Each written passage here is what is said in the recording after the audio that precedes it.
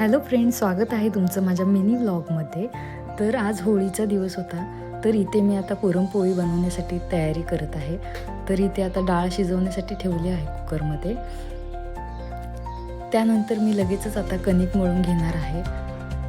कणिक छान मळून झाल्यानंतर ते मी थोडं भिजण्यासाठी ठेवणार आहे. त्यानंतर लगेचच आमटीची तयारी केली मी इथे. मसाला वगैरे सगळे तेलात थोडं थोडं फ्राय करून घेतल्यानंतर मिक्सरला वाटून घेतले. त्यानंतर कुकरमध्ये डाळ पण खूप छान शिजली होती. नंतर मी पुरण बनवून घेतलं. त्यानंतर आमटीची फोडणी मी इथं देत आहे.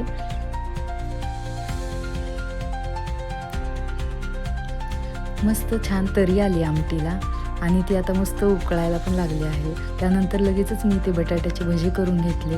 नंतर मी लगेच पुरणपोळ्या करायला घेतल्या. तर माझ्या चॅनलला नवीन असाल तर नक्की सबस्क्राईब करा. आणि इथे छान पोळीसुद्धा खूप छान फुगलेली आहे. इथून पुढचे असेच छान व्लॉग बघण्यासाठी माझ्या चॅनलला सबस्क्राईब करून ठेवा. आणि इथे आम्ही सगळे मिळून इथं लहान मुली वगैरे रांगोळ्या काढत आहेत. देवीला नैवेद्य दाखवून देवीचा आशीर्वाद घेतल्यानंतर इथे आम्ही होळी पेटवण्यासाठी तयारी करत आहे. होळीची पूजा वगैरे झाली. इथे नारळ पण फोडला मिस्टरांनी. होळीचा आशीर्वाद घेऊन सगळे लहान मुले सुद्धा इथे जमा झाले होते आणि खूप सगळे एन्जॉय करत होते.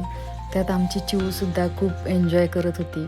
तिच्यासाठी पण हे नवीन असं बघण्यासाठी तिला वेगळं काहीतरी होतं, त्यामुळे खूप खुश होत होती. त्यानंतर सगळ्यांनी आम्ही जेवण करून घेतलं. अशा प्रकारे आमचा होळीचा कार्यक्रम खूप छान झाला.